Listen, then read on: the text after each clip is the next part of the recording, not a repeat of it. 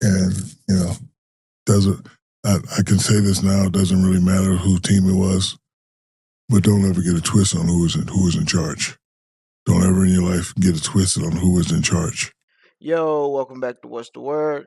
I know it's summertime, but I think the heat got the people going crazy because every day is something.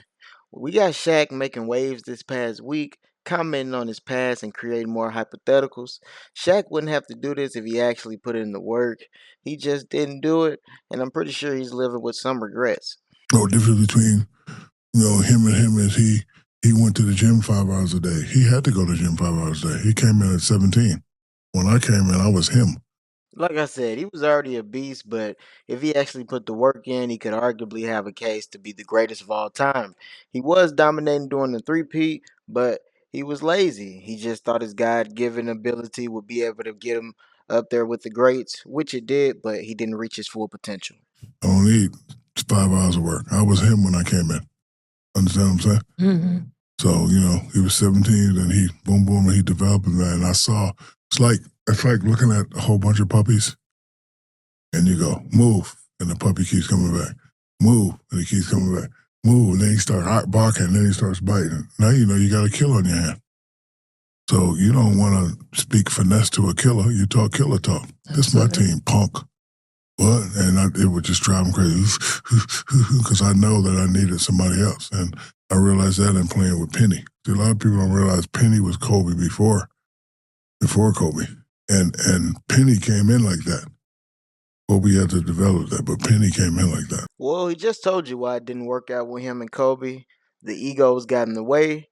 You got two superstars who want the credit and want to be the main guy. You got two titans. Of course, they're going to clash. If Kobe and Shaq could have just gotten along, it's no telling how many championships they could have ran off. And I know a lot of people are going to say, Shaq, you couldn't even win with Penny, which is true. I just believe they weren't ready to win just yet. If they probably would have had a couple of more years together, they probably would have got a championship. The narrative of Kobe, when he had 3 rings, he was still compared to as an equal to T-Mac, who had 0. And he kind of said the quote, like, you don't really respect the second option. You respect the guy who's in the driver's seat, but you don't really respect the passengers, alluding that you were in the driver's seat and Kobe was the passenger.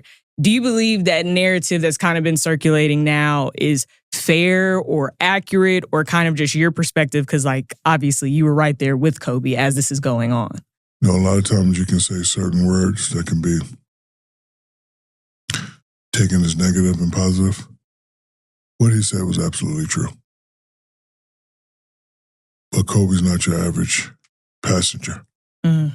That's what makes him different. And, I can say this now, it doesn't really matter whose team it was, but don't ever get a twist on who was in charge. Don't ever in your life get it twisted on who was in charge.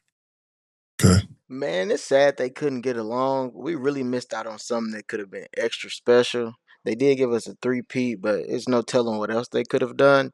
But Shaq felt that he was the main guy and he wasn't going to take a back seat to nobody. And Kobe was tired of being in his shadow. So the media did push the narrative that Kobe was a sidekick and also pushed if he could do it on his own. So one thing led to another. Shaq requested a trade and they parted ways. And the rest was history. So I agree with what T-Mac said. Probably get a lot of flack, but I always say to myself, I think I could have got 3 in a row with T-Mac. I think I could have got 2 with Vince.